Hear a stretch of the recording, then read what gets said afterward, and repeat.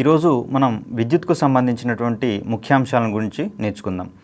ఈ విద్యుత్ పాఠ్యాంశానికి సంబంధించినటువంటి పలు ప్రశ్నాంశాలు కొన్ని పరీక్షా పత్రాలలో విరివిగా అడుగుతున్నందున ఇది అత్యంత ప్రాముఖ్యత కలిగినటువంటి అంశంగా మనం ఇక్కడ భావించవచ్చు. అదేవిధంగా దైనందిన జీవితంలో విద్యుత్ యొక్క అవసరం ఎంతో ఎక్కువగా ఉన్నటువంటి అంశాన్ని ఇక్కడ మనం గుర్తించాల్సి వస్తుంది. ఈ విధమైనటువంటి వినియోగించే క్రమంలో విద్యుత్కు సంబంధించినటువంటి అంశాలను మనం జోడించుకుంటూ దీనికి సంబంధించినటువంటి ప్రిపరేషన్ కనుక కొనసాగితే ఇక్కడ విద్యుత్కు సంబంధించిన పాఠ్యాంశాలని క్షుణ్ణంగా అధ్యయనం చేయడానికి, అదేవిధంగా సంబంధిత జ్ఞానం మనకు ఎక్కువ రోజుల పాటు గుర్తుంచుకోవడానికి అవకాశం ఉంటుంది.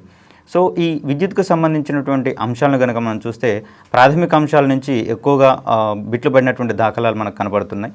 అదేవిధంగా విద్యుత్ ప్రసారం ఆధారంగా వివిధ పదార్థాలను ఏ విధంగా వర్గీకరించారనేటటువంటి విషయాల్లో పలు ప్రశ్నలు అడిగిన దాఖలాలు మనకి ఇక్కడ ఉన్నాయి.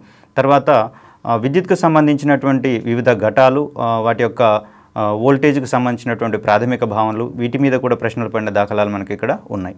వీటితో పాటుగా పలు విద్యుత్ ఉపకరణాలు, వాటికి సంబంధించినటువంటి ఉపయోగాల మీద కూడా మనకు పలు పరీక్షల్లో ప్రశ్నలు అడిగినటువంటి దాఖలాలు కనిపిస్తున్నాయి. కాబట్టి వీటికి సంబంధించినటువంటి అంశాలను క్షుణ్ణంగా మనం నేర్చుకుందాం. ఇక్కడ విద్యుత్కు సంబంధించినటువంటి అంశాలను వివరించడానికి కాను ప్రాచీన కాలం నుంచి కూడా శాస్త్రవేత్తలు పలు పరిశోధనలు చేశారు. వీరి పరిశీలన ఆధారంగా విద్యుత్కు సంబంధించినటువంటి ఎన్నో అంశాలు మనకు అందుబాటులోకి వచ్చినాయి. దీనికి సంబంధించినటువంటి ప్రాథమిక భావనలు కనుక ఒకసారి మనం చూస్తే ప్రాచీన కాలంలో కొన్ని ప్రయోగాలు జరిపారు కొన్ని వస్తువులతోటి. దీంట్లో భాగంగా సిల్క్ క్లాత్ తోటి గ్లాస్ రాడ్ను కనుక రుద్దితే ఈ గ్లాస్ రాడ్ అనేది ఎలక్ట్రాన్లను కోల్పోయి ధనావేశాన్ని పొందుతుంది అనేటటువంటి అంశాన్ని గ్రహించడం జరిగింది. గ్లాస్ రాడ్ ఎలక్ట్రాన్లను కోల్పోవడం వల్ల దానికి వచ్చేటటువంటి ఆవేశాన్ని ధనావేశంగా గుర్తించడం జరిగింది. అదేవిధంగా ఉలెన్ క్లాత్తో ఎబోనైట్ రాడ్ను కనుక రుద్దితే ఈ ఎబోనైట్ కడ్డీ అనేది ఎలక్ట్రాన్లను గ్రహించి రుణావేశాన్ని పొందుతుందనేటటువంటి అంశాలను కూడా గ్రహించడం జరిగింది. ఎబోనైట్ కడ్డీ ఎలక్ట్రాన్లను గ్రహించడం వల్ల అది రుణావేశాన్ని పొందుతుందని, ఈ విధంగా ఏదైనా ఒక పదార్థము ఎలక్ట్రాన్లను గ్రహిస్తే అది రుణావేశాన్ని పొందుతుందని, మరియు ఎలక్ట్రాన్లను కోల్పోతే అది ధనావేశాన్ని పొందుతుందనేటటువంటి అంశాలను గ్రహించడం జరిగింది. ఈ ధనావేశాలు మరియు రుణావేశాలు అనేవి విద్యుత్ ప్రవహించడంలో కీలకమైనటువంటి పాత్రను పోషిస్తాయని చెప్పేసి గుర్తించడం జరిగింది. మరికొన్ని అంశాలలోకి మనం కనుక లోతుగా వెళ్తే ఈ విద్యుదావేశానికి ప్రమాణాలుగా మనం కూలుంబ్ని నిర్ణయించినాం. అదేవిధంగా విద్యుత్కి ఆద్యుడిగా మనం థేల్స్ అనేటటువంటి శాస్త్రవేత్తని పేర్కొంటాం. ఈ విద్యుత్కు సంబంధించినటువంటి పలు ప్రయోగాల ద్వారా ఈ విద్యుత్ యొక్క అంశాలను విరివిగా అందుబాటులోకి తీసుకొచ్చిన శాస్త్రవేత్తగా మనం ఇక్కడ థేల్స్ని చెప్పుకుంటాం. తర్వాత విద్యుత్కు సంబంధించినటువంటి ఆవేశాలను ప్రాథమికంగా ధన మరియు రుణ ఆవేశాలుగా వర్గీకరించినటువంటి ఘనత బెంజమిన్ ఫ్రాంక్లిన్కి దక్కుతుందనేటటువంటి అంశాన్ని ఇక్కడ మనం గుర్తుంచుకోవాలి. విద్యుత్ ఆవేశాలను ధన రుణ ఆవేశాలుగా వర్గీకరించిన శాస్త్రవేత్త ఎవరు అనే క్రమంలో ఒకవేళ పరీక్షాంశం కనుక వచ్చినట్లయితే దీనికి సంబంధించినటువంటి శాస్త్రవేత్తగా మనం బెంజమిన్ ఫ్రాంక్లిన్ని గుర్తుంచుకోవాల్సి ఉంటుంది. తర్వాత ఈ ఆవేశము అందించబడినటువంటి వస్తువులకు ఏ రకమైనటువంటి ఉంటుందనేటటువంటి అంశాలు, ఏ విధంగా ప్రవర్తిస్తుంది అనేటటువంటి అంశాన్ని కనుక మనం పరిశీలించినట్లయితే బోలు వస్తువులకు అందించేటటువంటి ఆవేశము వాటి యొక్క ఉపరితలం మీదనే స్థిరపడి ఉంటుందనేటటువంటి అంశంలో ఒక స్థిరమైన అభిప్రాయానికి రావడం జరిగింది. అంటే బోలు ఆకారంతో ఉండేటటువంటి వస్తువులు లేదా గుల్ల ఆకారంతో ఉండేటటువంటి వస్తువులకు కొంత ఆవేశాన్ని కనుక అందించినట్లయితే అది లోపల వైపులా స్థిరీకరించడం కాకుండా బయటి వైపున మాత్రమే ఆ ఆవేశం అనేది స్థిరపడుతుందనేటటువంటి అంశాన్ని శాస్త్రవేత్తలు గుర్తించడం జరిగింది. దీనికి సంబంధించినటువంటి మరికొన్ని అంశాలు కనుక చూసినట్లయితే ఏదైనా ఒక కారు మీద పిడుగు పడినప్పుడు ఆ పిడుగుకు సంబంధించినటువంటి ఆవేశం మొత్తం కూడా కారు యొక్క బయటి వైపుననే ఉంటుంది, కానీ లోపలి వాటికి ఎఫెక్ట్ కానటువంటి పరిస్థితులను ఇక్కడ మనం చూడవచ్చు. ప్రాథమికంగా పిడుగు అంటే ఏమిటనేటటువంటి అంశంలో పలు అపోహలు, అనుమానాలు కూడా మనకు దైనందిన జీవితంలో కనిపిస్తాయి. వాస్తవానికి పిడుగు అంటే మరేమిటో కాదు, ఇక్కడ మేఘాల మీద ఆవరించబడినటువంటి లేదా పోగుబడినటువంటి ఆవేశాలు అధిక మొత్తంలో భూమిని చేరుకోవడాన్ని మనం ఇక్కడ పిడుగుగా భావిస్తాం. వాస్తవానికి గమనించినట్లయితే ఇందాక చూసినట్లు వస్త్రాలతో కొన్ని వస్తువుల్ని రాపిడి చేర్పించినప్పుడు అక్కడ ఎలక్ట్రాన్లు కోల్పోవడం కానీ ఎలక్ట్రాన్లు గ్రహించడం కానీ జరిగినట్లుగానే మేఘాలు ఒకదానికొకటి రాపిడికి గురి కావడం వలన వాటిలో ఆవేశాలు అనేవి పోగుపడేటటువంటి అంశాన్ని మనం ఇక్కడ గుర్తుంచుకోవాలి.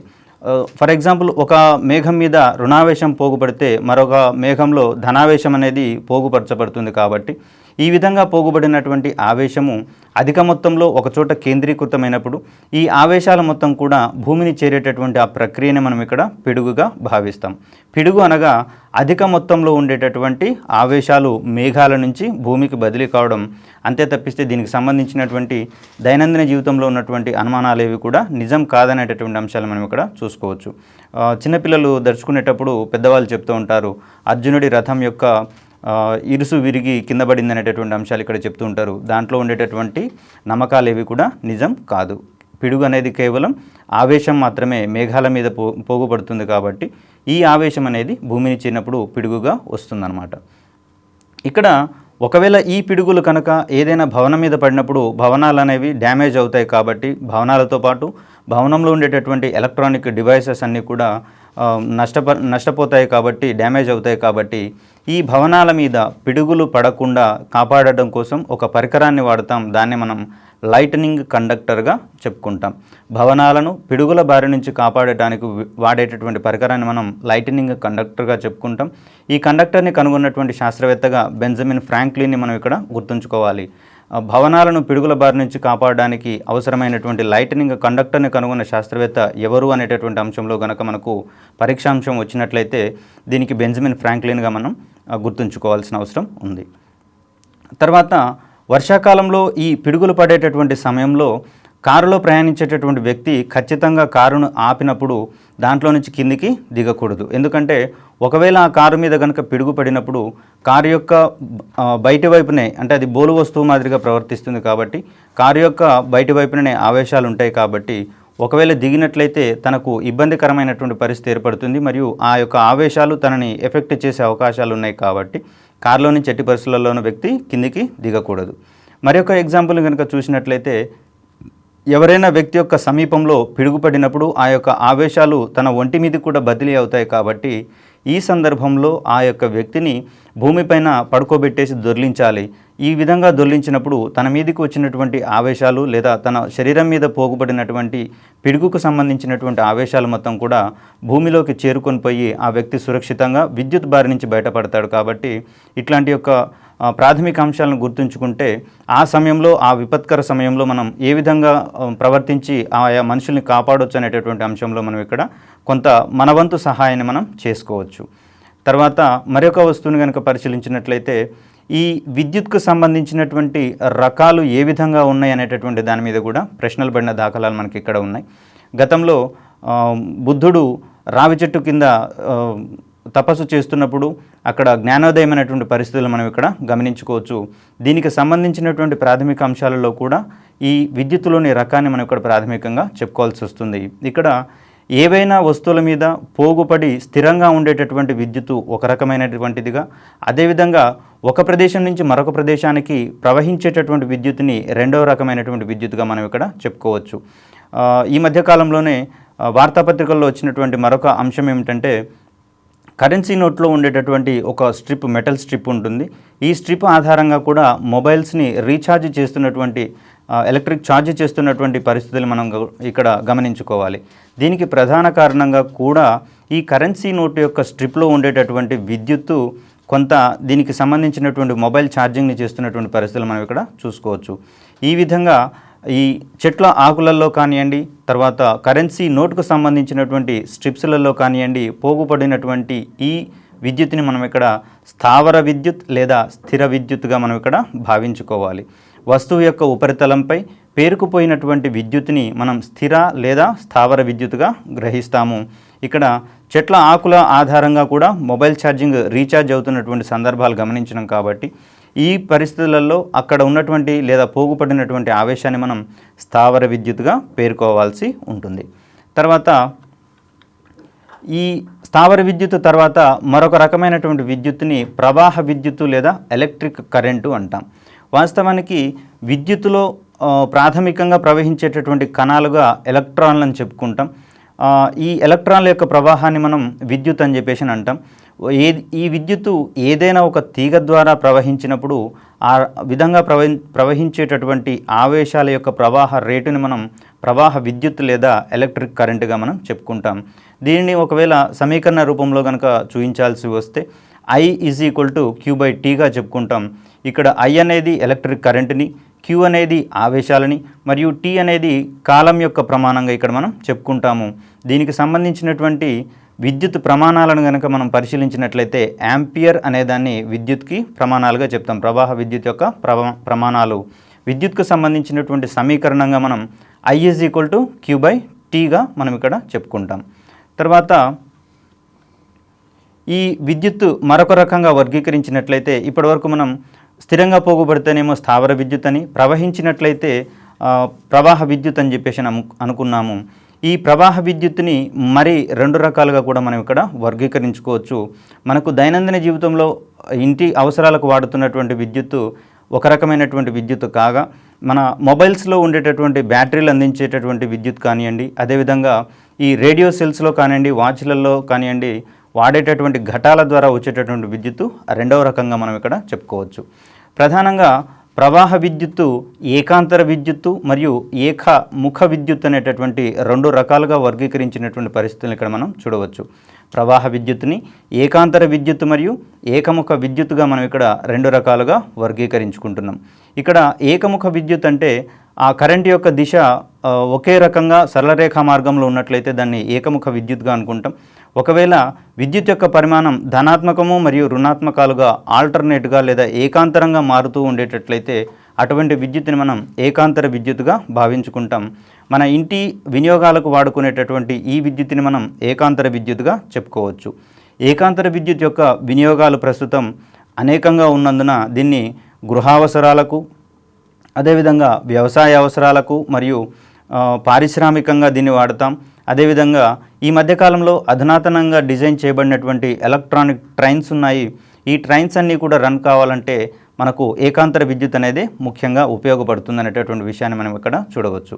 అదేవిధంగా మొబైల్ని ఛార్జ్ చేసేటటువంటి క్రమంలో అక్కడ ఉన్నటువంటి ఏకాంతర విద్యుత్ కనుక మొబైల్లోకి డైరెక్ట్ మనం ఛార్జ్ చేస్తే అక్కడ ఉన్నటువంటి సెన్సిటివ్గా ఉండేటటువంటి ఎలక్ట్రానిక్ పరికరాలు మొత్తం కూడా నాశనమయ్యేటటువంటి పరిస్థితులలో ఇక్కడ మొబైల్ ఫోన్స్లో కానివ్వండి, టీవీలలో కానివ్వండి, అదేవిధంగా కంప్యూటర్స్లలో కానివ్వండి ఏకాంతర విద్యుత్ని అక్కడ వాడేటటువంటి విద్యుత్ని మనం ఏకముఖ విద్యుత్గా భావిస్తాము, ఏకముఖ విద్యుత్ అంటాము. ఈ ఏకముఖ విద్యుత్ రావాలి అంటే ఏకాంతర విద్యుత్ని మనం ఏకముఖ విద్యుత్తుగా మార్చుకోవాల్సి వస్తుంది. ఈ రకంగా మార్చుకునేటటువంటి ప్రక్రియను ధిక్కారము అంటాం. ఏకాంతర విద్యుత్తును ఏకముఖ విద్యుత్తుగా మార్చేటటువంటి ప్రక్రియను ధిక్కారము అంటాం. ఈ విధంగా మార్చేటటువంటి పరికరాన్ని మనం రెక్టిఫైయర్ లేదా ధిక్కారి అంటాం.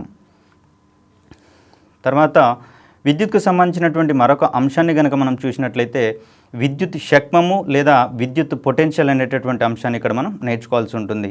విద్యుత్ క్షేత్రంలో అంటే విద్యుత్ యొక్క ప్రభావం ఎంతవరకు ఉంటుందో ఆ విద్యుత్ ప్రదేశం మొత్తాన్ని కూడా విద్యుత్ క్షేత్రం అంటాము. ఈ విద్యుత్ క్షేత్రంలో ఏదేని బిందువు వద్దకు ప్రమాణ ధన విద్యుదావేశాన్ని చేర్చడానికి అక్కడ జరగాల్సినటువంటి పనిని మనం విద్యుత్ పొటెన్షియల్ లేదా విద్యుత్ శక్మము అంటాము. విద్యుత్ క్షేత్రంలోని ఏదైనా బిందువు వద్దకు ప్రమాణ ధన విద్యుదావేశాన్ని చేర్చడానికి చేయాల్సిన పనిని మనం విద్యుత్ పొటెన్షియల్ లేదా విద్యుత్ శక్మం అనేటటువంటి అంశాన్ని ఇక్కడ మనం గుర్తుంచుకోవాలి. ఈ అంశంలో కూడా మనకు ప్రశ్న వచ్చేటటువంటి అవకాశాలు ఉన్నాయి. తర్వాత విద్యుత్ వలయంలో ఒక బిందువు నుంచి మరొక బిందువుకు ఏదైనా ప్రమాణ ఆవేశాన్ని కదిలించడానికి దానిపై చేయాల్సినటువంటి పనినే మనం ఇక్కడ శక్మాంతరము లేదా విద్యుత్ పొటెన్షియల్ డిఫరెన్స్ అంటాము. పొటెన్షియల్ డిఫరెన్స్గా దీన్ని ఇక్కడ మనం చూపిస్తాము. ఈ పొటెన్షియల్ డిఫరెన్స్కి ప్రమాణాలు వోల్ట్గా మనం ఇక్కడ చెప్పుకుంటాం. ఈ విద్యుత్ అనేది ఎప్పుడూ కూడా పొటెన్షియల్ డిఫరెన్స్ ఆధారంగా ఎక్కడి నుంచి ఎక్కడికి ప్రయాణిస్తుంది అనేటటువంటి అంశాన్ని కూడా మనం ఇక్కడ చెప్పుకోవాల్సి ఉంటుంది. విద్యుత్ ఎల్లప్పుడూ కూడా ఎక్కువ పొటెన్షియల్ ఉన్నటువంటి ప్రదేశాల నుంచి తక్కువ పొటెన్షియల్కి లేదా ఎక్కువ పొటెన్షియల్ ఉన్నటువంటి బిందువు నుంచి తక్కువ పొటెన్షియల్ ఉన్నటువంటి బిందువుకి ప్రసరిస్తుంది అనేటటువంటి విషయాన్ని, ప్రవహిస్తుంది అనేటటువంటి విషయాన్ని ఇక్కడ మనం చెప్పుకోవాల్సి ఉంటుంది. మరొకటి ఇక్కడ కరెంటు తీగల మీద వాలినటువంటి పక్షులకు ఎటువంటి షాకు తగలదు. కానీ ఒకవేళ అదే తీగ కింద వెళ్తున్నటువంటి మనుషులకు తగిలినప్పుడు ఇమ్మీడియట్గా షాకు కొట్టి వారు చనిపోయే అవకాశం ఉంటుంది లేదా విపరీతమైనటువంటి ఇబ్బందులకు గురయ్యే అవకాశాలు ఇక్కడ మనకు కనిపిస్తాయి. దీనికి సంబంధించినటువంటి ప్రాథమిక అంశాలను వివరించే క్రమంలో కూడా పలు పరీక్షల్లో ప్రశ్నలు పడినటువంటి దాఖలాలు ఉన్నాయి. దీనికి సంబంధించినటువంటి బేసిక్ రీజన్ ఏంటి అంటే ఒకవేళ ఈ పక్షి తీగ మీద నిలబడినప్పుడు వాలినప్పుడు దాని యొక్క రెండు కాళ్ళ మధ్య ఎటువంటి పొటెన్షియల్ భేదం ఉండదు. ఉండకపోవడం వల్ల అక్కడ పక్షి యొక్క శరీరం లోపలికి విద్యుత్ ప్రవహించేటటువంటి అవకాశాలు ఉండవు. విద్యుత్ ఎల్లప్పుడూ కూడా ఎక్కువ పొటెన్షియల్ నుంచి తక్కువ పొటెన్షియల్కి ప్రసరిస్తుంది లేదా ప్రవహిస్తుంది అంటున్నాం కాబట్టి ఇక్కడ పొటెన్షియల్లో తేడాలు ఉండకపోవడం వల్ల పక్షి శరీరంలోకి ఈ విద్యుత్ అనేది ప్రవహించదు. ఒకవేళ అది తన యొక్క శరీర భాగాలతోటి లేదా ముక్కుతోటి స్తంభాన్ని కానీ లేదా ఇతర వస్తువులు కానీ తాకినప్పుడు అక్కడ వాటికి సంబంధించినటువంటి స్తంభం అనేది భూమితో కనెక్ట్ అయ్యి ఉంటుంది కాబట్టి ఇక్కడ పొటెన్షియల్ డిఫరెన్స్ అనేది అధికంగా తేడా ఉంటుంది. విద్యుత్ పొటెన్షియల్ భూమికి శూన్యంగా చెప్పుకుంటాం మనం. కాబట్టి ఆ పరిస్థితులలో ఎక్కువ డిఫరెన్స్ ఉంది కాబట్టి అప్పుడు మాత్రమే పక్షి యొక్క శరీరం నుంచి విద్యుత్ ప్రసరిస్తుంది. కాబట్టి కేవలం ఆ పరిస్థితులలో మాత్రమే పక్షులకు షాక్ తగులుతుంది. అంతేకాని విద్యుత్ తీగ మీద వాలినటువంటి పక్షులకు ఎటువంటి షాక్ తగలకపోవడానికి ప్రధాన కారణం వాటి కాళ్ళ మధ్య ఎటువంటి పొటెన్షియల్ భేదం ఉండకుండా పొటెన్షియల్ అనేది సమానంగా ఉండడం అనేటటువంటి కారణాన్ని ఇక్కడ మనం చూసుకోవాలి. తర్వాత విద్యుత్కు సంబంధించినటువంటి మరొక అంశంగా మనం ఇక్కడ కరెంట్ అని వాడతాము. ఈ కరెంట్ అంటే ప్రమాణ ఆవేశాలు ఏకకాలంలో ప్రవహించేటటువంటి ఆవేశాల యొక్క రేటుని మనం ఇక్కడ కరెంటుగా చెప్పుకుంటాం.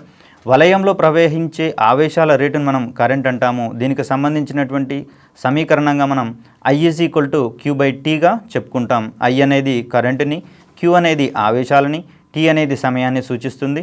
ఇక్కడ కరెంటుకు సంబంధించినటువంటి ప్రమాణాలు కూడా మనం ఆంపియర్గా చెప్పుకోవచ్చు. విద్యుత్కు సంబంధించినటువంటి పాఠ్యాంశాలలో భాగంగా వివిధ రకాలైనటువంటి పదార్థాలను ఈ విద్యుత్ ప్రవహించే ధర్మం ఆధారంగా ఏ విధంగా వర్గీకరిస్తారు, అదేవిధంగా విద్యుత్కు సంబంధించినటువంటి మరొక క్లిష్టమైనటువంటి ముఖ్యమైనటువంటి అంశంగా విద్యుత్ నిరోధాన్ని పేర్కొంటాం. ఈ విద్యుత్ నిరోధం అంటే ఏమిటి, దాని యొక్క లక్షణాలు ఏ విధంగా ఉంటాయి, విద్యుత్ నిరోధం అనేది ఏ విధంగా మారుతుంది, దాన్ని ప్రభావితం చేసేటటువంటి అంశాలు ఈరోజు మనం పాఠ్యాంశంలో భాగంగా నేర్చుకుందాం. ఈ విద్యుత్ ప్రవహించేటటువంటి ధర్మాన్ని ఆధారంగా చేసుకొని పదార్థాలను 3 రకాలుగా వర్గీకరించినాం. మనకు సృష్టిలో ఉన్నటువంటి పదార్థాలన్నీ కూడా విద్యుత్తును తమ గుండా ప్రసరింప చేయవు. కొన్ని పదార్థాలు కొంత పరిమాణంలో మాత్రమే ప్రసరింపచేస్తాయి. పూర్తి స్థాయిలో ప్రసరింపజేసేటటువంటి పదార్థాలను విద్యుత్ వాహకాలు, దీన్ని ఇంగ్లీష్లో కండక్టర్స్గా మనం చెప్పుకుంటాం.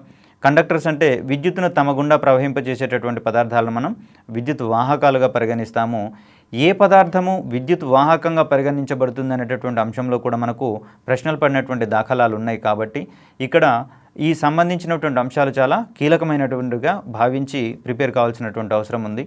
సృష్టిలో అత్యుత్తమమైనటువంటి విద్యుత్ వాహకంగా వెండిని చెప్పుకుంటాము. తర్వాత రాగి మరియు అల్యూమినియంలు ప్రధాన పాత్ర పోషించేటటువంటి అంశాన్ని ఇక్కడ మనం గుర్తుంచుకోవాలి. అత్యుత్తమమైనటువంటి విద్యుత్ వాహకంగా మనం వెండిని పరిగణిస్తాము.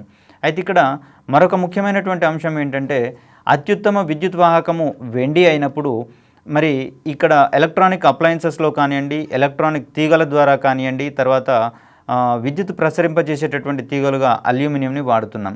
రాగి మరియు అల్యూమినియంని విరివిగా వాడడానికి ప్రధాన కారణం ఏమిటయ్యా అంటే ఇక్కడ వెండి యొక్క ఖర్చు లేదా దాని యొక్క ధర ఎక్కువ కాబట్టి ఈ వెండిని వాడడం ద్వారా ఆ యొక్క విద్యుత్ ఉపకరణాల యొక్క కాస్ట్ ఎక్కువగా పెరిగిపోతుంది. కాబట్టి దాన్ని నివారించడం కోసం వెండి తర్వాత అత్యుత్తమ విద్యుత్ వాహకాలుగా పరిగణించబడుతున్నటువంటి రాగి మరియు అల్యూమినియంని విరివిగా వాడుతున్నటువంటి పరిస్థితులను ఇక్కడ మనం గమనించుకోవాలి. అనగా విద్యుత్ ఉత్తమ వాహకము వెండిగా పరిగణించినా కూడా రాగిని వాడడానికి ప్రధాన కారణంగా వెండితో పోలిస్తే రాగి యొక్క ధర తక్కువ కాబట్టి అందులోనూ రాగి ఎక్కువగా అందుబాటులో ఉంది కాబట్టి దీన్ని మనం ఎక్కువగా వాడుతున్నటువంటి దాఖలాలను ఇక్కడ మనం చూడవచ్చు. తర్వాత విద్యుత్తును తమ గుండా ప్రసరింపచేయనటువంటి లేదా ప్రవహింపచేయనటువంటి పదార్థాలను మనం విద్యుత్ బంధకాలుగా పరిగణిస్తాము. ఇన్సులేటర్స్ అంటాం వీటిని. విద్యుత్ బంధకాలు ఇవి విద్యుత్తుని తమ గుండా ప్రవహింప చేయవు. దీనికి సంబంధించినటువంటి ప్రశ్నాంశాలు కూడా మనకు విరివిగా ప్రశ్నలలో కనిపిస్తున్నాయి, పరీక్షలలో కనిపిస్తున్నాయి. అత్యుత్తమ విద్యుత్ బంధకంగా మనం వజ్రాన్ని పరిగణిస్తాము. అదేవిధంగా ఇక్కడ శుద్ధమైనటువంటి నీరు విద్యుత్ బంధకమా లేకపోతే విద్యుత్ వాహకంగా ప్రవర్తిస్తుందా అనేటటువంటి అంశాలు కూడా ప్రశ్నలు పడిన దాఖలాలు ఉన్నాయి. వాస్తవానికి దైనందిన జీవితంలో మామూలుగా వాడేటటువంటి నీరు సాధారణ జలం అనేది విద్యుత్ వాహకంగా ప్రయోగించబడుతున్నా కూడా పరిశుద్ధమైనటువంటి స్థితిలో ఉన్నటువంటి నీరు విద్యుత్ బంధకంగా ప్రవర్తిస్తుంది. ఫర్ ఎగ్జాంపుల్ వర్షపు నీరు పరిశుద్ధమైనటువంటి స్థితిలో కనుక మనం పరిగణించుకుంటే ఇది విద్యుత్ బంధకంగా ప్రవర్తిస్తుంది అనేటటువంటి అంశాన్ని మనం ఇక్కడ గుర్తుంచుకోవాలి. ఇటువంటి నీటికి దుమ్ము ధూళి వంటి ఏదైనా మలినాలు కలిసినా లేకపోతే దానిలో వేరే ఏ లవణాలను కలిపినా కూడా అది విద్యుత్ వాహకంగా ప్రవర్తిస్తుంది అనేటటువంటి అంశంలో మనం ఇక్కడ గుర్తుంచుకోవాలి. శుద్ధమైనటువంటి నీరు విద్యుత్ బంధకంగా ప్రవర్తిస్తుంది. కొద్ది పరిమాణంలో మలినాలు కలిసినటువంటి నీటికి మాత్రం విద్యుత్ వాహక ధర్మం ఉంటుందనేటటువంటి అంశాన్ని మనం ఇక్కడ గుర్తుంచుకోవాలి. తర్వాత మూడవ రకమైనటువంటి పదార్థం యొక్క వర్గీకరణలో భాగంగా అర్ధవాహకాల గురించి మనం మాట్లాడుకోవాలి. ఇది వాహకాలకు మరియు బంధకాలకు మధ్యస్థ వాహకత్వం ఉండేటటువంటి పదార్థాలను మనం అర్ధవాహకాలు అంటాము, సెమీ కండక్టర్స్. ఇక్కడ అత్యుత్తమమైనటువంటి అర్ధవాహకాలుగా మనం సిలికాన్ మరియు జర్మేనియంలను తెలుసుకుంటాం. ఇక్కడ సిలికాన్ జర్మేనియంలను మనం అత్యుత్తమమైనటువంటి అర్ధవాహకాలుగా పరిగణిస్తాము. ప్రస్తుతం ఈ సిలికాన్ యొక్క ఉపయోగము ఈ విద్యుత్కు సంబంధించినటువంటి పరిశ్రమలలో కానివ్వండి, విద్యుత్ ఉపకరణాల తయారీలో కానివ్వండి అత్యధికంగా వినియోగించబడుతున్నటువంటి పదార్థంగా సిలికాన్ మనం చెప్పుకుంటాము. ఈ చిప్స్ నిర్మాణంలో కానివ్వండి, తర్వాత వివిధ కంప్యూటర్స్కి సంబంధించినటువంటి విడిభాగాలలో ఇక్కడ సిలికాన్ని విరివిగా వాడుతున్నటువంటి అంశాలు మనం ఇక్కడ గుర్తుంచుకోవాలి. సిలికాన్ యొక్క ప్రాముఖ్యతను ఈ ఎలక్ట్రానిక్ పరిశ్రమలలో ఎక్కువగా ఉన్నటువంటి అంశాల ఆధారంగానే సిలికాన్ వ్యాలీ అనేటటువంటి పదజాలాలను కూడా మనం వాడుతున్నటువంటి పరిస్థితులు ఇక్కడ మనం గమనించుకోవచ్చు. సిలికాన్కు ఉన్నటువంటి అత్యధిక ప్రాముఖ్యత దృష్ట్యా దీన్ని మనం సిలికాన్ వ్యాలీ వంటి పదజాలాన్ని కూడా వాడుతూ ఉన్నాం. తర్వాత మరొక అర్ధవాహకంగా మనం జర్మేనియంని పేర్కొంటాం. జర్మేనియం కంటే కూడా ఎక్కువగా సిలికాన్నే వాడుతున్నటువంటి దాఖలాలు ఉన్నాయి. తర్వాత ఈ సోలార్ సెల్స్కి సంబంధించినటువంటి ఈ పరిజ్ఞానంలో కూడా సిలికాన్ని మనం ఎక్కువగా వాడుతున్నాం. ఈ సిలికాన్కి సంబంధించినటువంటి లేయర్స్ని మనం సోలార్ సెల్స్లో వాడడం ద్వారా అక్కడ ఫోటో ఎలక్ట్రిక్ ఎఫెక్ట్ పరిజ్ఞానం ఆధారంగా కాంతి దాని మీద పడినప్పుడు దానిలో స్వేచ్ఛ ఎలక్ట్రాన్లు బయటకు వచ్చేసి వాటిని మనం ఒక చోటు నుంచి మరొక చోటుకి ప్రవహింప చేయడం ద్వారా అక్కడ విద్యుత్తు పుడుతుంది. మరియు అటువంటి విద్యుత్తుని మనం మన యొక్క దైనందిన అవసరాలకు వాడుకుంటున్నటువంటి పరిస్థితులు మనం ఇక్కడ చూడవచ్చు. సోలార్ ఫీల్డ్స్లలో ఎక్కువగా వాడేటటువంటి పదార్థంగా కూడా మనం ఇక్కడ సిలికాన్నే చెప్పుకోవాల్సి ఉంటుంది. తర్వాత గృహ అవసరాలకు వాడేటటువంటి విద్యుత్ యొక్క పౌనఃపున్యాన్ని మనం 50 హెర్ట్జ్గా చెప్పుకుంటాం. తర్వాత దీనికి సంబంధించినటువంటి శక్మాంతరం 220 వోల్ట్స్గా మనం ఇక్కడ నిర్ణయించడం జరిగింది. మన దైనందిన అవసరాలకు అనుగుణంగా ఇంటిలో వాడేటటువంటి ఈ విద్యుత్ ఉపకరణాల మీద 220 వోల్ట్స్ అనేటటువంటి సంకేతం అక్కడ రాయబడి ఉంటుంది. దీనికి అర్థం ఏంటంటే అక్కడ ఉండేటటువంటి శక్మాంతరము 220 వోల్ట్స్గా మనం ఇక్కడ గుర్తుంచుకోవాలి. తర్వాత భూమికి సంబంధించినటువంటి విద్యుత్ శక్మాన్ని గనక మనం చెప్పుకోవాల్సి వస్తే దీన్ని శూన్యం అని చెప్పేసి అంటాం. అంటే ఎంత విద్యుత్తుని మనం భూమికి అందించినా కూడా అది తనలో ఇముడ్చుకుంటుంది మరియు అటువంటి ఆవేశాలని భూమి యొక్క ఉపరితలం మీద పోగు చేసుకోదు. కాబట్టి ఇక్కడ భూమిని విద్యుత్ యొక్క సింక్గా మనం పరిగణిస్తాం. అంటే భూమికి ఎంత ఆవేశాన్ని ఇచ్చినా కూడా భూమి ఆ ఆవేశాన్ని తనలోనే ఇముడ్చుకుంటుంది. కాబట్టి ఈ పరిశీలనల ఆధారంగా భూమి యొక్క విద్యుత్ శక్మం శూన్యంగా చెప్పుకుంటాం. అదేవిధంగా భూమిని మనం విద్యుత్ సింక్గా మనం పరిగణించేటటువంటి అంశాలను ఇక్కడ మనం గుర్తుంచుకోవాలి. తర్వాత ఈ విద్యుత్ నిరోధానికి సంబంధించినటువంటి అంటే విద్యుత్తును తమ గుండా ప్రవహింపచేయనటువంటి ధర్మానికి సంబంధించి ఒక నియమం గురించి మనం చెప్పుకోవాలి. అదే ఓం నియమం. ఇక్కడ ఓం నియమం యొక్క సిద్ధాంతాన్ని కనుక మనం పరిశీలించినట్లయితే స్థిర ఉష్ణోగ్రత వద్ద ఏదైనా తీగ ద్వారా ప్రవహించేటటువంటి విద్యుత్ దానిలోని శక్మాంతరానికి అనులోమానుపాతంలో ఉంటుంది అనేటటువంటి అంశాన్ని మనం ఇక్కడ ఓం నియమంగా చెప్పుకుంటాం. ఓం నియమం ప్రకారము స్థిర ఉష్ణోగ్రత వద్ద ఏదైనా తీగ ద్వారా ప్రవహించేటటువంటి విద్యుత్తు దానిలోని శక్మాంతరానికి అనులోమానుపాతంలో ఉంటుంది. దీన్ని సమీకరణ రూపంలో గనక మనం తెలియజేసుకున్నట్లయితే I ఈజ్ ప్రపోర్షనల్ టు Vగా చెప్పుకుంటాం.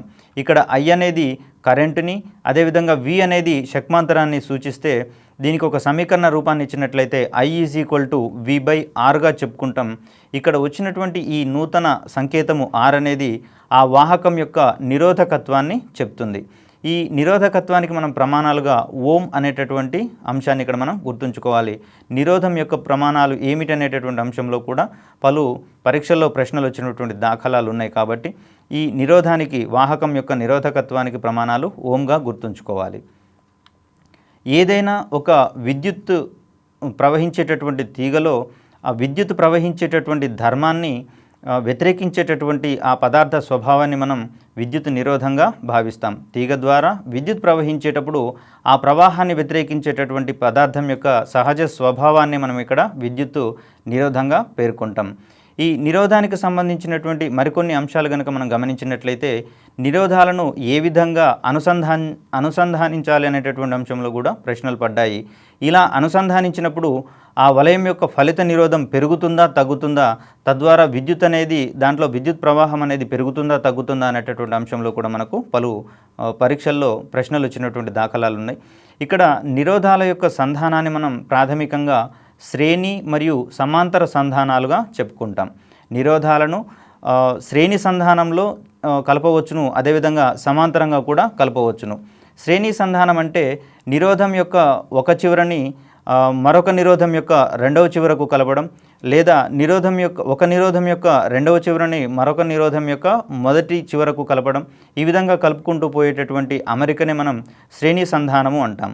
ఒకవేళ సమాంతర సంధానం గురించి కనుక మనం చెప్పుకోవాల్సి వస్తే అన్ని నిరోధాల యొక్క మొదటి చివరలను ఒక బిందువుకి, అదేవిధంగా రెండవ చివరలను మరొక బిందువుకి గనక కలిపితే దాన్ని మనం నిరోధాల యొక్క సమాంతర సంధానంగా చెప్పుకుంటాం. దీనికి సంబంధించినటువంటి ఫలిత నిరోధం ఏ విధంగా ఉంటుందనేటటువంటి అంశాన్ని కనుక చూస్తే ఇక్కడ నిరోధాలను 2 లేదా అంతకంటే ఎక్కువ నిరోధాలను శ్రేణిలో సంధానిస్తే ఆ వాహకం యొక్క లేదా ఆ సర్క్యూట్ యొక్క వలయం యొక్క ఫలిత నిరోధం అనేది పెరుగుతుంది అనేటటువంటి అంశాన్ని మనం ఇక్కడ గుర్తుంచుకోవాలి. నిరోధాలను శ్రేణిలో సంధానిస్తే ఫలిత నిరోధం అనేది పెరుగుతుంది. తద్వారా ఆ వాహకంలో విద్యుత్ ప్రవహించేటటువంటి ధర్మాన్ని వ్యతిరేకించేటటువంటి పదార్థ స్వభావం పెరుగుతుంది. కాబట్టి తత్ఫలితంగా ఆ వలయంలో విద్యుత్ ప్రవాహం అనేది తగ్గేటటువంటి పరిస్థితిని మనం గమనించుకోవాలి. ఒకవేళ ప్రశ్న నిరోధాలను శ్రేణిలో సంధానిస్తే నిరోధం ఏం జరుగుతుంది అంటే అక్కడ పెరుగుతుంది అనేటటువంటి అంశాన్ని, విద్యుత్ ప్రవాహం ఏ విధంగా మారుతుంది అంటే తగ్గేటటువంటి పరిస్థితిని మనం ఆన్సర్గా భావించాల్సి వస్తుంది. ఒకవేళ ఇవే నిరోధాలను సమాంతర సంధానంలో గనక ఉంచితే ఫలిత నిరోధం అనేది తగ్గుతుంది. ఇక్కడ నిరోధం తగ్గితే వాహకంలో విద్యుత్ ప్రవాహం యొక్క ధర్మాన్ని నిరోధించేటటువంటి లేదా వ్యతిరేకించేటటువంటి స్వభావం తగ్గుతుంది. కాబట్టి ఈ పరిస్థితులలో విద్యుత్ ప్రవాహం పెరుగుతుంది అనేటటువంటి అంశాన్ని మనం ఇక్కడ గుర్తుంచుకోవాలి. నిరోధాల సమాంతర సంధానంలో ఫలిత నిరోధం అనేది తగ్గుతుంది. తత్ఫలితంగా విద్యుత్ ప్రవాహం అనేది పెరిగేటటువంటి అంశాలను ఇక్కడ మనం గమనించుకోవాలి. ఇక్కడ ప్రధానంగా విద్యుత్ హీటింగ్ అప్లయన్సెస్లలో విద్యుత్ బల్బు మరియు విద్యుత్ హీటర్స్, ఎలక్ట్రిక్ హీటర్స్ అంటాము. అదేవిధంగా ఈ ఐరన్ బాక్సులలోనూ ఇక్కడ అత్యధికమైనటువంటి నిరోధాలు ఉన్నటువంటి పదార్థాలను మనం ఫిలమెంటులుగా వాడడం ద్వారా అక్కడ ఆ నిరోధం అనేది కొంత ఉష్ణశక్తిగా మారడం ద్వారా మరియు అదేవిధంగా వెలుతురునిచ్చేటటువంటి అంశాలలో వినియోగించబడడం ద్వారా ఆయా పరికరాలు పనిచేస్తున్నటువంటి అంశాన్ని మనం ఇక్కడ గుర్తుంచుకోవాలి. నిరోధాలు ఎక్కువగా ఉండేటటువంటి పదార్థాలను, విద్యుత్ నిరోధం ఎక్కువగా ఉండేటటువంటి పదార్థాలను బల్బులలో ఫిలమెంట్లుగా వాడతాం. అదేవిధంగా ఐరన్ బాక్సులలో మరియు ఎలక్ట్రిక్ స్టవ్లలో వాడేటటువంటి అంశాలను కూడా మనం ఇక్కడ గుర్తుంచుకోవాలి. తర్వాత విద్యుత్ నిరోధాన్ని ప్రభావితం చేసేటటువంటి పలు అంశాల మీద కూడా మనకు ప్రశ్నలు వచ్చిన దాఖలాలు ఉన్నాయి. ఏదైనా వాహకం యొక్క పొడవును పెంచితే దాని యొక్క నిరోధం ఏ విధంగా మారుతుంది అనేటటువంటి అంశాన్ని, ఒకవేళ నిరోధానికి మార్పుకు సంబంధించినటువంటి విద్యుత్ ప్రవాహం కూడా ఏ విధంగా ఎఫెక్ట్ అవుతుంది అనేటటువంటి అంశంలోనూ ప్రశ్నలు పడిన దాఖలాలు మనకి ఇక్కడ ఉన్నాయి. ఒకవేళ వాహకం యొక్క పొడవును గనక మనం పెంచితే దాని యొక్క ఫలిత నిరోధం పెరుగుతుందన్నట్లుగా భావించాలి. దీన్నే మనం వాహకం యొక్క పొడవు పెరిగినప్పుడు ఆ నిరోధాలను శ్రేణిలో సంధానించినట్లుగా భావించుకొని ఆ సందర్భంలో నిరోధం పెరుగుతుంది. కాబట్టి ఇక్కడ కూడా వాహకం యొక్క పొడవు పెరిగితే నిరోధం పెరుగుతుందనేటటువంటి అంశాన్ని ఇక్కడ మనం జోడించుకోవడం ద్వారా ఈ కాన్సెప్ట్ అనేది సులభంగా మనకు గుర్తుండిపోతుంది. ఒకవేళ వాహకం యొక్క పొడవు కనుక తగ్గితే అక్కడ నిరోధం అనేది తగ్గుతుంది. పొడవు తగ్గడం వల్ల ఆ వాహకంలో విద్యుత్ ప్రవహించేటటువంటి ధర్మాన్ని వ్యతిరేకించేటటువంటి ధర్మం కూడా సహజంగా తగ్గుతుంది. కాబట్టి వాహకం యొక్క పొడవు తగ్గితే విద్యుత్ నిరోధం కూడా తగ్గుతుంది అనేటటువంటి అంశాన్ని ఇక్కడ మనం గుర్తుంచుకోవాలి. మరొక అంశంగా అడ్డుకోత వైశాల్యాన్ని చెప్తాం. అంటే విద్యుత్ నిరోధాన్ని ప్రభావితం చేసేటటువంటి మరొక ముఖ్యమైనటువంటి అంశంగా అడ్డుకోత వైశాల్యం గురించి చెప్పుకుంటాం. వాహకం యొక్క అడ్డుకోత వైశాల్యం గనక పెరిగితే అక్కడ నిరోధం తగ్గుతుంది. ఒకవేళ వాహకం యొక్క అడ్డుకోత వైశాల్యము తగ్గితే నిరోధం పెరుగుతుంది అనేటటువంటి అంశాలని గుర్తుంచుకోవాలి. అడ్డుకోత వైశాల్యం పెరిగింది అంటే అక్కడ నిరోధాలను సమాంతర సంధానంలో అనుసంధానించేటటువంటి అంశాలను మనం ఇక్కడ గుర్తుంచుకోవాలి. ఆ సందర్భంలో నిరోధం తగ్గుతుంది కాబట్టి ఏదైనా వాహకం యొక్క అడ్డుకోత వైశాల్యం పెరిగితే ఆటోమేటిక్గా అక్కడ నిరోధం తగ్గుతుంది కాబట్టి తత్ఫలితంగా విద్యుత్ యొక్క ప్రవాహం అనేది పెరుగుతుంది. అదేవిధంగా వాహకం యొక్క అడ్డుకోత వైశాల్యం తగ్గినట్లయితే ఫలిత నిరోధం పెరుగుతుంది కాబట్టి ఆటోమేటిక్ ఇక్కడ విద్యుత్ ప్రవాహం అనేది తగ్గుతుంది. తర్వాత విద్యుత్తు నిరోధానికి సంబంధించి దాన్ని ప్రభావితం చేసేటటువంటి మరొక అంశంగా మనం ఉష్ణోగ్రత గురించి చెప్పుకుంటాం. ఈ వాహకాల యొక్క ఉష్ణోగ్రత పెరిగితే ఫలిత నిరోధం పెరుగుతుందా లేదా తగ్గుతుందా అనేటటువంటి అంశాలలో కూడా మనకి ఇక్కడ పరీక్షల్లో ప్రశ్నలు వచ్చినటువంటి దాఖలాలు ఉన్నాయి. అర్ధవాహకాల యొక్క ఉష్ణోగ్రత తగ్గితే ఏం జరుగుతుంది, లేదా లోహాల యొక్క ఉష్ణోగ్రత పెరిగితే ఏం జరుగుతుంది అనేటటువంటి అంశంలో పలు ప్రశ్నలు వచ్చినటువంటి దాఖలాలు ఉన్నాయి. ఇక్కడ లోహాల యొక్క ఉష్ణోగ్రత పెరిగితే నిరోధం పెరుగుతుందని, అదేవిధంగా నిరోధం పెరుగుతుంది కాబట్టి విద్యుత్ ప్రవాహం అనేది తగ్గుతుంది అనేటటువంటి అంశాన్ని మనం ఇక్కడ గుర్తుంచుకోవాలి. ఈ విద్యుత్ బంధకాల మీద ఉష్ణోగ్రత యొక్క ప్రభావము ఏ విధంగా ఉండదు కాబట్టి దాని గురించి మనం పెద్దగా గుర్తుంచుకోవాల్సిన అవసరం ఏం లేదు. కేవలం లోహాలకు అర్ధవాహకాలకు సంబంధించినటువంటి ప్రభావాలను మాత్రం మనం క్షుణ్ణంగా గుర్తుంచుకోవాలి.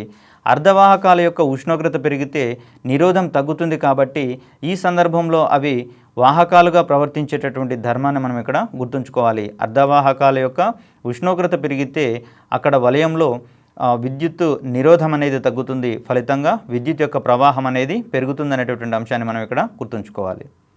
విద్యుత్కు సంబంధించినటువంటి ఒక ముఖ్యాంశంగా మనం ఇక్కడ విద్యుత్ చాలక బలాన్ని, ఈ విద్యుత్ చాలక బలం అందించేటటువంటి వివిధ పరికరాల యొక్క గుణగణాల గురించి కూడా మనం ఇక్కడ క్షుణ్ణంగా చెప్పుకోవాల్సి ఉంటుంది.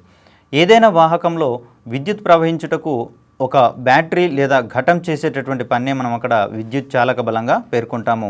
ఇక్కడ ఆవేశాలు ఒక ప్రదేశం నుంచి మరొక ప్రదేశానికి ప్రవహించడానికి అవసరమయ్యేటటువంటి సామర్థ్యాన్ని ఇచ్చేటటువంటి పదార్థంగా లేదా పరికరంగా మనం ఇక్కడ బ్యాటరీని చెప్పుకుంటాం.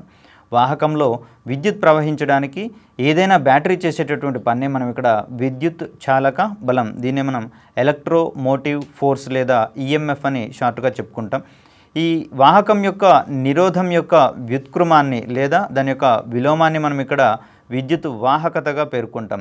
నిరోధం యొక్క వ్యుత్క్రమమే విద్యుత్ యొక్క వాహకత. తర్వాత విద్యుత్ చాలక బలాన్ని అందించేటటువంటి పరికరాలు ఏవి అనేటటువంటి అంశంలో కూడా మనకు ప్రశ్నలు వచ్చినటువంటి దాఖలాలు ఉన్నాయి. ఇక్కడ విద్యుత్ జనరేటరు అనగా విద్యుత్తుని ఉత్పత్తి చేయడానికి అవసరమయ్యేటటువంటి పరికరంగా ఉపయోగించేటటువంటి పరికరంగా ఇక్కడ మనం విద్యుత్ జనరేటర్ని చెప్పుకుంటాం. ఇదే క్రమంలో డైనమో మరొకటి, తర్వాత విద్యుత్ ఘటం అనేది కూడా మనకి ఇక్కడ విద్యుత్ చాలక బలాన్ని అందించేటటువంటి పరికరాలుగా చెప్పుకుంటాం. విద్యుత్ జనరేటర్ అనేది నీటి యొక్క యాంత్రిక శక్తిని విద్యుత్ శక్తిగా కన్వర్ట్ చేసేటటువంటి పరికరంగా చెప్పుకుంటాం. అదేవిధంగా డైనమో కూడా గతిజ శక్తిని లేదా ఈ సైకిల్ యొక్క గతిజ శక్తిని అక్కడ విద్యుత్ శక్తిగా కన్వర్ట్ చేసేటటువంటి పరికరంగా మనం ఇక్కడ చెప్పుకుంటాం. విద్యుత్ ఘటం మాత్రం విద్యుత్ ఘటంలో ఇమిడి ఉన్నటువంటి రసాయనిక శక్తిని అది విద్యుత్ శక్తిగా మారుస్తుంది అనేటటువంటి అంశాన్ని ఇక్కడ మనం గుర్తుంచుకోవాలి. వాహకంలో వలయంలో విద్యుత్ చాలక బలాన్ని అందించేటటువంటి పరికరాలు ఏవి అన్న సందర్భాల్లో విద్యుత్ జనరేటరు, డైనమో మరియు విద్యుత్ ఘటాలను మనం ఆన్సర్గా పెట్టుకోవాల్సినటువంటి అవసరాన్ని ఇక్కడ మనం గుర్తుంచుకోవాలి. ఈ విధమైనటువంటి విద్యుత్ ఘటాన్ని వోల్టా అనేటటువంటి శాస్త్రవేత్త కనుగొన్నటువంటి అంశాలను మనం ఇక్కడ గుర్తుంచుకోవాలి. విద్యుత్ ఘటాన్ని కనుగొన్నది వోల్టా. విద్యుత్ ఘటం చేసేటటువంటి పని ఏమిటి అంటే వలయంలో అవసరమైనటువంటి విద్యుత్ చాలక బలాన్ని అందించేటటువంటి పరికరంగా ఈ విద్యుత్ ఘటాన్ని మనం ఇక్కడ గుర్తుంచుకోవాలి. తర్వాత పలు రకాలైనటువంటి విద్యుత్ ఘటాలు మనకు దైనందిన జీవితంలో అందుబాటులో ఉన్నాయి. వీటిలో ప్రధానంగా వోల్టా ఘటం, డేనియల్ ఘటం, లెక్లాంచ్ ఘటం, నిర్జల ఘటం మరియు బైక్రోమేట్ ఘటాల గురించి మనం ఇక్కడ చెప్పుకోవాలి. ఈ ఒక్కొక్క ఘటంలో ఆనోడుగా దేన్ని వాడతాం, క్యాథోడ్గా దేన్ని వాడతాం అనేటటువంటి అంశాలలో పలు ప్రశ్నలు వచ్చినటువంటి దాఖలాలు ఉన్నాయి. అదేవిధంగా విద్యుత్ విశ్లేషక పదార్థంగా ఏ పదార్థాలను వాడతారనేటువంటి అంశంలో కూడా మనకి ఇక్కడ ప్రశ్నలు వచ్చినాయి. కాబట్టి ఈ అంశాలను క్షుణ్ణంగా గనక మనం పరిశీలించినట్లయితే నేర్చుకొని ఈజీగా సమాధానాలు గుర్తించడానికి అవకాశం ఉంటుంది. వోల్టా ఘటంలో వినియోగించేటటువంటి యానోడ్గా కాపర్ని పేర్కొంటాము. అదేవిధంగా క్యాథోడ్గా జింక్ని పేర్కొంటాము. ఇక్కడ విద్యుత్ విశ్లేషణ పదార్థంగా సజల సల్ఫ్యూరిక్ ఆమ్లాన్ని మనం ఇక్కడ వాడతాము. వోల్టా ఘటంలో ఆనోడ్గా కాపర్ని, అదేవిధంగా క్యాథోడ్గా జింక్ని వాడేటటువంటి పరిస్థితులను ఇక్కడ మనం గుర్తుంచుకోవాలి.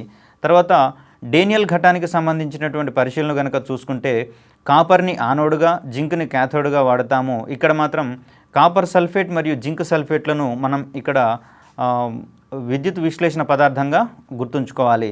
వోల్టా ఘటం యొక్క విద్యుత్ చాలక బలం 1 వోల్ట్గా మనం ఇక్కడ గుర్తుంచుకోవాలి. లెక్లాంచ్ ఘటాన్ని కనుక మనం పరిశీలించినట్లయితే ఇక్కడ ఆనోడ్గా కార్బన్ని వాడతారు, అదేవిధంగా క్యాథోడ్గా జింక్ని వాడతాము, మరియు విద్యుత్ విశ్లేషక పదార్థంగా మనం ఇక్కడ అమ్మోనియం క్లోరైడ్ని వాడతాము. ఈ లెక్లాంచ్ ఘటం యొక్క ఈఎంఎఫ్ కూడా మనకు 1.46గా గుర్తుంచుకోవాలి. మరొక ముఖ్యమైనటువంటి ఘటము, ఎక్కువగా వాడుతున్నటువంటి ఘటం ఇది, దీన్ని డ్రై సెల్ అంటాము, నిర్జల ఘటము.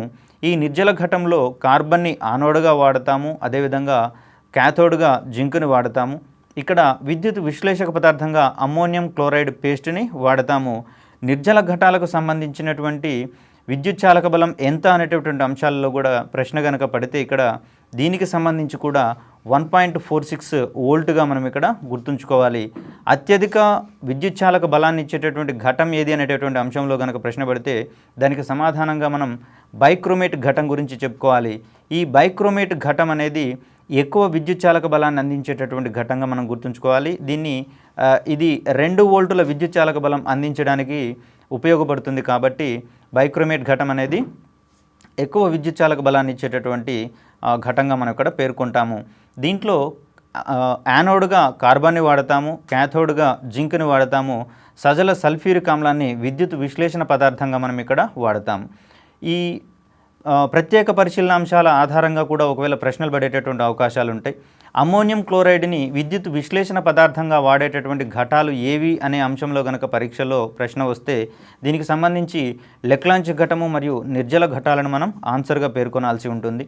ఒకవేళ సజల సల్ఫ్యూరిక్ ఆమ్లాన్ని ఏ ఘటాలలో కనుక విద్యుత్ విశ్లేషణ పదార్థంగా వాడతారు అనేటటువంటి అంశంలో బైక్రోమేట్ ఘటం మరియు వోల్టా ఘటాలను మనం ఇక్కడ చూసుకోవాల్సి ఉంటుంది. ఈ క్రింది వానిలో సజల సల్ఫ్యూరిక్ ఆమ్లం విద్యుత్ విశ్లేషంగా వినియోగించేటటువంటి ఘటం ఏది అని ఒకవేళ ప్రశ్న కనుక అడిగితే దానికి ఆప్షన్స్గా డేనియల్ ఘటం, లెక్లాంచ్ ఘటం, నిర్జల ఘటం మరియు బైక్రోమేట్ ఘటాలను కనుక ఆప్షన్స్గా ఇస్తే ఇక్కడ సజల సల్ఫ్యూరిక్ ఆమ్లం బైక్రోమేట్ ఘటంలోను మరియు వోల్టా ఘటంలోను వాడతాం. కాబట్టి ఇచ్చిన ఆప్షన్స్లలో బైక్రోమేట్ ఘటం ఉంది కాబట్టి బైక్రోమేట్ ఘటాన్ని మనం ఇక్కడ ఆన్సర్గా పరిగణించాల్సి వస్తుంది.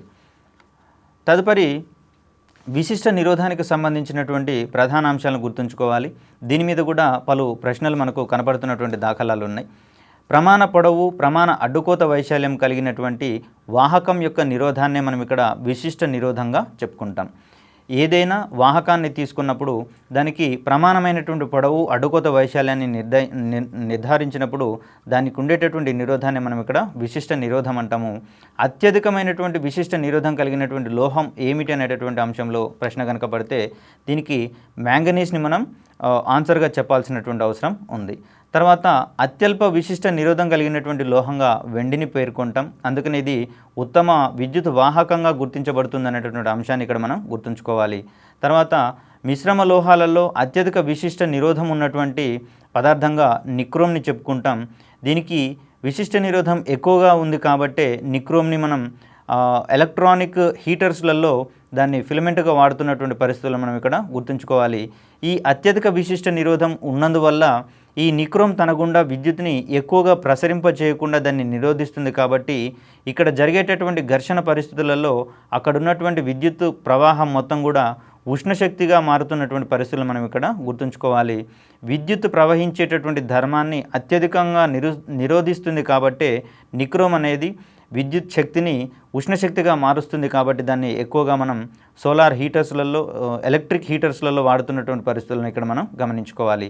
ఈ విశిష్ట నిరోధానికి సంబంధించినటువంటి ప్రమాణాలుగా మనం ఓం, మీటర్లను చెప్పుకుంటాము. తర్వాత ఈ అధిక విశిష్ట నిరోధం ఉంది కాబట్టి లోహాలను ఎక్కువగా హీటింగ్ కాయిల్స్, అదేవిధంగా ఫిలమెంట్స్గా వాడుతున్నటువంటి దాఖలాలను చూడవచ్చు. వీటి యొక్క ప్రధాన ధర్మం ఏమిటంటే ఇవి అధిక నిరోధం ఉన్న కారణంగా వీటి గుండా ప్రవహించే విద్యుత్ మొత్తాన్ని కూడా ఇవి ఉష్ణశక్తిగా మారుస్తాయి.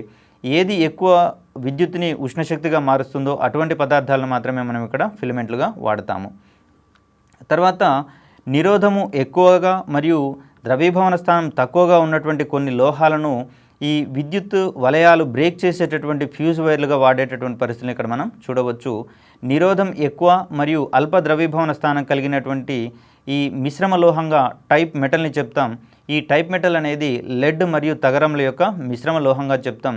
ఇక్కడ వీటిని ఫ్యూజ్ వైర్లుగా వాడినప్పుడు వీటికి నిరోధం ఎక్కువగా ఉంటుంది కాబట్టి అక్కడ వాటిలో ఎక్కువ ఉష్ణశక్తి జనిస్తుంది కాబట్టి ఈ ఎక్కువ ఉష్ణశక్తికి అనుగుణంగా వాటికి ద్రవీభవన స్థానం తక్కువగా ఉంటుంది కాబట్టి ఇమ్మీడియట్గా అవి కరిగిపోతాయి. ఫలితంగా వలయంలో విద్యుత్ ప్రవాహం అనేది నిరోధించబడుతుంది. కాబట్టి అక్కడ వివిధ రకాలైనటువంటి పరికరాలకు ఈ వోల్టేజ్ హెచ్చుతగ్గుల వల్ల వచ్చేటటువంటి ఈ ఇబ్బందుల్ని తీసివేయడానికి గాను మనం ఇక్కడ కరెంట్ యొక్క వోల్టేజ్ ఎక్కువగా వచ్చినప్పుడు అక్కడ దీనికి నిరోధం ఎక్కువగా ఉంటుంది కాబట్టి ఇమ్మీడియట్గా ఫ్యూజ్ వైర్ కొట్టివేయడం వల్ల ఆ హెచ్చుతగ్గులకు ఇంటిలోని పరికరాలు ఏవి కూడా ఎఫెక్ట్ కావు కాబట్టి ఆ విధంగా అవి కాపాడబడతాయి.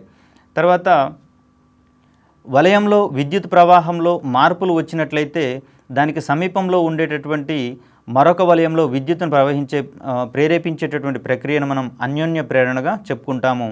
దీనికి సంబంధించినటువంటి పూర్వ పరిశోధనలుగా ఆయిరిస్టెడ్ చేసినటువంటి పరిశోధనలు మనం చెప్పుకోవాల్సి ఉంటుంది.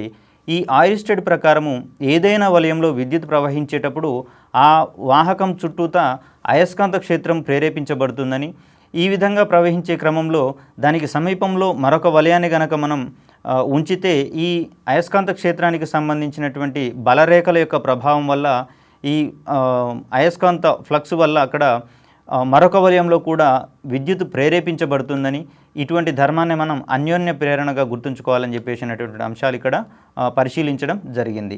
ఏదైనా ఒక వలయంలో విద్యుత్ ప్రవాహంలో మార్పులు ఉండటం వల్ల దానికి సమీపంలో ఉండేటటువంటి మరో వలయంలో విద్యుత్ ప్రేరేపించబడితే అటువంటి ప్రక్రియను మనం అన్యోన్య ప్రేరణ అంటాము.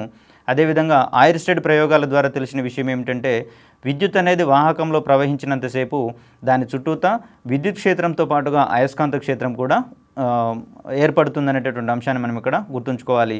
ఈ మధ్యకాలంలో వస్తున్నటువంటి ఆధునిక జీవన విధానంలో భాగంగా ప్రతి ఒక్కరం కూడా గోడలలోనే ఈ విద్యుత్ తీగలకు సంబంధించినటువంటి ఎక్విప్మెంట్ మొత్తాన్ని కూడా అమర్చేసి పైవైపున ప్లాస్టర్ ఆఫ్ ప్యారిస్ని మనం అప్లై చేస్తున్నటువంటి ఈ గోడలలో విద్యుత్ తీగలు అనేవి వాటి యొక్క అరేంజ్మెంట్ ఏ దిశలో ఉంది లేదా ఏ స్థానంలో ఉందనేది తెలుసుకోవడానికి కాను ఈ విద్యుత్కు ఉండేటటువంటి ఈ అయస్కాంత ధర్మాన్ని బేరీజు వేసుకొని మనం ఇక్కడ దాన్ని కనుక్కోవచ్చు.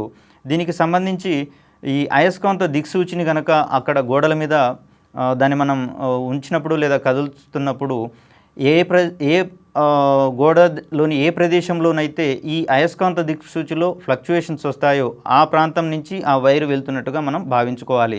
దీనిని విద్యుత్ యొక్క అయస్కాంత ధర్మంగా మనం ఇక్కడ గమనించుకోవాలి. తర్వాత ఈ అన్యోన్య ప్రేరణ అనేటటువంటి ధర్మం ఆధారంగా పనిచేసేటటువంటి ఒక పరికరాన్ని గురించి ఇక్కడ మనం చెప్పుకోవాలి. దీన్ని మనం పరివర్తకము, దీన్ని ట్రాన్స్ఫార్మర్ అంటాము. ఈ ట్రాన్స్ఫార్మర్ అనేది దీనిలో ఇది పనిచేయడంలో ఉన్నటువంటి సూత్రం ఏమిటి అంటే అన్యోన్య ప్రేరణ అనేటటువంటి ధర్మాన్ని ఇక్కడ మనం చెప్పుకోవాలి. ఈ పరివర్తకాన్ని మనం వోల్టేజ్ని పెంచడానికి అదేవిధంగా వోల్టేజ్ని తగ్గించడానికి గాను వాడతాము. వోల్టేజ్ని తగ్గించేటటువంటి ట్రాన్స్ఫార్మర్ని మనం స్టెప్ డౌన్ ట్రాన్స్ఫార్మర్గా వాడతాము. తర్వాత వోల్టేజ్ని పెంచేటటువంటి ట్రాన్స్ఫార్మర్లను మనం స్టెప్ అప్ ట్రాన్స్ఫార్మర్ అంటాము. ఇక్కడ వోల్టేజ్ని తగ్గించే స్టెప్ డౌన్ ట్రాన్స్ఫార్మర్ అనేటటువంటి క్రమంలో ఈ ట్రాన్స్ఫార్మర్ మనం సబ్స్టేషన్లలోనూ ఇళ్లలోనూ వాడేటటువంటి పరిస్థితులను ఇక్కడ మనం గుర్తుంచుకోవాలి. క్రింది ఏ పరిసరాలలో వోల్టేజ్ని తగ్గించే ట్రాన్స్ఫార్మర్లను వాడతారు అంటే సబ్స్టేషన్లోను మరియు గృహాలలోనూ వాడతారు అనేటటువంటి విషయాన్ని ఇక్కడ మనం గుర్తుంచుకోవాలి. మరొక రకమైన ట్రాన్స్ఫార్మర్గా మనం వోల్టేజ్ని పెంచేటటువంటి ట్రాన్స్ఫార్మర్ గురించి మాట్లాడుకోవాలి. ఈ వోల్టేజ్ని పెంచేటటువంటి ట్రాన్స్ఫార్మర్ని మనం స్టెప్ అప్ ట్రాన్స్ఫార్మర్ అంటాము.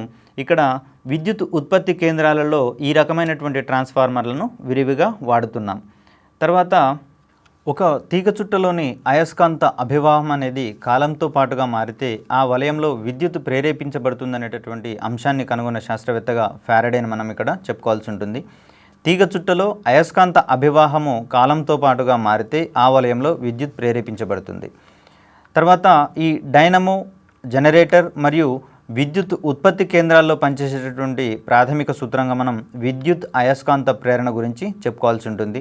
విద్యుత్ ప్రవహించేటటువంటి వాహకంలో విద్యుత్ క్షేత్రంతో పాటుగా అయస్కాంత క్షేత్రం కూడా ఏర్పడుతుంది అనేటటువంటి అంశాన్ని ఇక్కడ మనం గుర్తుంచుకున్నాం. తర్వాత ఇదే సూత్రాన్ని మనం డైనమో మరియు జనరేటరు అదేవిధంగా విద్యుత్ ఉత్పత్తి కేంద్రాల్లో విద్యుత్తుని ఉత్పత్తి చేయడానికి దాని వెనకాల ఉన్నటువంటి ప్రాథమిక సూత్రంగా కూడా మనం ఇక్కడ విద్యుదయస్కంద ప్రేరణ గురించి చెప్పుకోవాల్సి ఉంటుంది. ఈ క్రమంలోనే విద్యుత్కి సంబంధించినటువంటి పలు ఉపకరణాలు అవి చేసేటటువంటి పనుల గురించి కూడా కొన్ని ప్రశ్నాంశాలు ఉన్నటువంటి అంశాలను మనం ఇక్కడ చూసుకోవాలి. దీంట్లో ప్రధానంగా స్వర్ణపత్ర విద్యుద్దర్శిని గురించి చెప్పుకుంటాము. ఈ స్వర్ణపత్ర విద్యుద్దర్శిని అనేది వస్తువుల మీద ఉన్నటువంటి స్థావర విద్యుత్ యొక్క స్వభావాన్ని తెలుసుకోవడానికి ఇక్కడ మనం ఉపయోగిస్తాము. దీని ఆధారంగా ఏ వస్తువు మీదనైనా ఉపరితలం మీద ఆవేశం ఉంటే ఆ ఆవేశం ఉందా లేదా అనేటటువంటి అంశాన్ని స్వర్ణపత్ర విద్యుద్దర్శిని ద్వారా మనం ఇక్కడ తెలుసుకోవచ్చు. అదేవిధంగా వాహకంలో విద్యుత్ ప్రవహిస్తున్నప్పుడు ఆ ప్రవహించేటటువంటి విద్యుత్తు యొక్క ఉనికిని తెలుసుకోవడానికి కాను మనం వాడేటటువంటి మరొక పరికరంగా ఎలక్ట్రోస్కోప్ని చెప్పుకుంటాము. ఈ ఎలక్ట్రోస్కోప్ని మనం సాధారణ పరిభాషలో టెస్టర్గా పరిగణిస్తాము. ఇది తీగలో ప్రవహించేటటువంటి విద్యుత్ ప్రవాహ ఉనికి గురించి తెలుసుకోవడానికి వాడే పరికరంగా ఎలక్ట్రోస్కోప్ని చెప్పుకుంటాం. తర్వాత టాంజెంట్ గాల్వనోమీటర్ అనేటటువంటి మరొక పరికరం గురించి చెప్పుకోవాలి. ఇది తీగలోని విద్యుత్తుని 10⁻⁻6 యాంపియర్స్ వరకు కనుక్కుంటుంది. అంటే స్వల్ప పరిమాణంలో విద్యుత్ ప్రవహిస్తున్నా కూడా అటువంటి విద్యుత్ యొక్క ఉనికిని మనం ఇక్కడ టాంజెంట్ గాల్వనోమీటర్ ద్వారా తెలుసుకోవచ్చు. ఈ క్రమంలోనే మరొక పరికరంగా మనం కదిలే తీగ చుట్ట గాల్వనోమీటర్ గురించి కూడా చెప్పుకుంటాము. తర్వాత ఈ కదిలే తీగ చుట్ట గాల్వనోమీటర్ ఆధారంగా తీగలో ప్రవహించేటటువంటి విద్యుత్తు 10⁻⁹ యాంపియర్స్ వరకు ఉన్నా కూడా ఈ కదిలే తీగ చుట్ట గాల్వనోమీటర్ ఆధారంగా ఆ యొక్క పరిమాణాన్ని మనం కనుక్కోవచ్చు. మరొక పరికరంగా మనం అమ్మీటర్ గురించి చెప్పుకోవాలి. ఇక్కడ వాహకంలో ప్రవహించేటటువంటి విద్యుత్తు ఒకవేళ మిల్లీ యాంపియర్స్ పరిమాణంలో ఉన్నా కూడా అటువంటి ప్రవాహాన్ని తెలుసుకోవడానికి కాను మనకు ఉపయోగించే పరికరంగా అమ్మీటర్ని చెప్పుకుంటాం. అదేవిధంగా ఏదైనా వాహకం యొక్క నిరోధాన్ని కొలవడానికి ఓం మీటర్ అనేటటువంటి పరికరాన్ని వినియోగిస్తాము. తీగ యొక్క నిరోధాన్ని కొలిచే పరికరాన్ని క్రింది వాటిలో గుర్తించండి అన్నప్పుడు దానికి సమాధానంగా మనం ఓం మీటర్ని గుర్తించాల్సినటువంటి అవసరం ఉంది. అదేవిధంగా మరొక పరికరం వోల్ట్ మీటర్గా చెప్పుకుంటాము. ఇక్కడ వోల్ట్ మీటర్ అనేది విద్యుత్ వలయంలో 2 బిందువుల మధ్య శక్మాన్ని కొలిచేందుకు ఉపయోగించే పరికరంగా మనం గుర్తుంచుకోవాలి. విద్యుత్ వలయంలో 2 బిందువుల మధ్య శక్మాన్ని కొలిచే పరికరం ఏమిటి అంటే వోల్ట్ మీటర్గా ఇక్కడ మనం గుర్తించాలి. తర్వాత ఈ మధ్యకాలంలో సినిమా హాల్లో రూఫ్ మీద ఉన్నటువంటి లైట్లు ఒక క్రమ పద్ధతిలో వాటి యొక్క తీవ్రత పెంచుతూ అదేవిధంగా తగ్గుతూ ఉండేటటువంటి పరిస్థితులు మనం ఇక్కడ గమనించవచ్చు. సినిమా థియేటర్లలో మనం ఇంట్లో లైట్ను బంద్ చేసినట్లుగా అది బంద్ కాకుండా క్రమక్రమంగా దాని యొక్క తీవ్రతను తగ్గించుకుంటూ ఆ లైట్లు ఆఫ్ అయిపోయేటటువంటి పరిస్థితిని మనం ఇక్కడ గమనించాలి. అదేవిధంగా అవి వెలిగించే క్రమంలో వాటి యొక్క తీవ్రత క్రమక్రమంగా పెరుగుతూ అవి ప్రకాశవంతంగా వెలిగేటటువంటి పరిస్థితులను ఇక్కడ మనం గమనించవచ్చు. ఈ విధంగా చేయడానికి ఉండేటటువంటి అమరిక కలిగినటువంటి పరికరాన్ని మనం రియోస్టాట్గా చెప్పుకుంటాం. దీన్ని విరివిగా సినిమా థియేటర్లలో అదేవిధంగా ఫంక్షన్ హాళ్ళల్లో మనం ఇక్కడ వాడేటటువంటి పరిస్థితులను చూడవచ్చు. ఇక్కడ రియోస్టాట్ అనేది ఆ వలయంలో లైట్లను అనుసంధానించినప్పుడు వాటి యొక్క నిరోధాలను క్రమక్రమంగా మార్చగలిగేటటువంటి పరికరంగా మనం ఇక్కడ గుర్తిస్తాము. క్రమక్రమంగా నిరోధాన్ని పెంచడానికి గాను క్రమక్రమంగా నిరోధాన్ని తగ్గించడానికి గాను వాడేటటువంటి పరికరాన్ని మనం రియోస్టాట్గా పరిగణించాలి. ఈ రియోస్టాట్ యొక్క అడ్జస్ట్మెంట్ ఏ విధంగా ఉంటుందంటే నిరోధాన్ని క్రమంగా పెంచుకుంటూ పోయినప్పుడు అక్కడ వాహకంలో విద్యుత్ ప్రవాహం అనేది తగ్గుతుంది కాబట్టి ఆ బల్బుల యొక్క తీవ్రత అనేది లేదా వెలుగు అనేది క్రమక్రమంగా తగ్గుతూ ఆఫ్ అయిపోయేటటువంటి పరిస్థితులు మనం అక్కడ చూడవచ్చు. తర్వాత నిరోధాన్ని క్రమక్రమంగా తగ్గించే క్రమంలో అక్కడ విద్యుత్ ప్రవాహం అనేది పెరుగుతూ అవి ప్రకాశవంతంగా వెలిగేటటువంటి పరిస్థితులు మనం అక్కడ గమనించుకోవచ్చు. దీంట్లో ప్రాథమిక రియోస్టాట్ అనేది వాహకంలో నిరోధాలను మార్చగలిగేటటువంటి అయితే అవసరమైనప్పుడు పెంచగలిగేటటువంటి అవసరం లేనప్పుడు తగ్గించగలిగేటటువంటి పరికరంగా ఇక్కడ మనం చెప్పుకోవచ్చు. మరొక పరికరంగా మీటర్ బ్రిడ్జ్ అనేటటువంటి పరికరాన్ని చెప్పుకుంటాము. ఇది తీగ యొక్క విశిష్ట నిరోధాలను లెక్కించబడేటటువంటి పరికరంగా మనం మీటర్ బ్రిడ్జిని చెప్పుకోవచ్చు. అదేవిధంగా విద్యుత్ బల్బుకు సంబంధించినటువంటి అంశాలను కూడా మనం ఇక్కడ గుర్తుంచుకోవాలి. ఇది విద్యుత్ శక్తిని వెలుతురుగా ఉష్ణశక్తిగా మార్చేటటువంటి పరికరంగా మనం ఇక్కడ చెప్పుకుంటాం. అదేవిధంగా ఎలక్ట్రానిక్ హీటర్స్కి సంబంధించి ఎలక్ట్రానిక్ ఐరన్ బాక్సులకు సంబంధించి ఇవి విద్యుత్ శక్తిని ప్రధానంగా ఉష్ణశక్తిగా మార్చేటటువంటి పరికరాలుగా మనం ఇక్కడ గుర్తుంచుకోవాలి. ఈ విధంగా విద్యుత్కు సంబంధించినటువంటి ప్రాథమిక భావనలలో ఈ విద్యుత్ ఉపకరణాలకు సంబంధించినటువంటి ఉపయోగాలు మనకు ఎన్నో ఎక్కువగా ఉంటాయి కాబట్టి వీటికి సంబంధించినటువంటి పలు కీలక అంశాలు మనకు ఎగ్జామ్లలో అడిగే అవకాశం ఉంది కాబట్టి వీటి యొక్క పనితీరు తర్వాత వాటి యొక్క అవసరతల దృష్ట్యా ఏ పరికరాన్ని వాడతామనేటటువంటి అంశాలని కనుక మనం క్షుణ్ణంగా గుర్తుపెట్టుకుంటే దీనికి సంబంధించినటువంటి ప్రశ్నలకు మనం సులువుగా సమాధానాలు నేర్చుకోవచ్చు. ప్రధానంగా అభ్యర్థులకు సూచించేటటువంటి ముఖ్యమైనటువంటి విషయం ఏమిటంటే దైనందిన జీవితంలో విద్యుత్ యొక్క అవసరం మనకు ఎంతగానో ఉంది కాబట్టి ఈ అవసరాలని మనం తీర్చుకునే క్రమంలో దాంట్లో ఉండేటటువంటి ప్రాథమిక అంశాలను కూడా జోడించుకుంటూ ఈ యొక్క అంశాలను మనం పదే పదే చదువుతూ ఉండడం వల్ల ఈ అంశాలు ఎక్కువ కాలం పాటు గుర్తుంటాయి. అదేవిధంగా ఖచ్చితమైనటువంటి సమాధానాలను గుర్తించే క్రమంలో మనం ముందుంటాం కాబట్టి అభ్యర్థులు తమ యొక్క ప్రిపరేషన్ని ఈ ధోరణిలోనే కొనసాగిస్తే ఉభయతారకంగా ఉంటుందనేటటువంటి అంశాన్ని ఇక్కడ మనం గమనించాలి.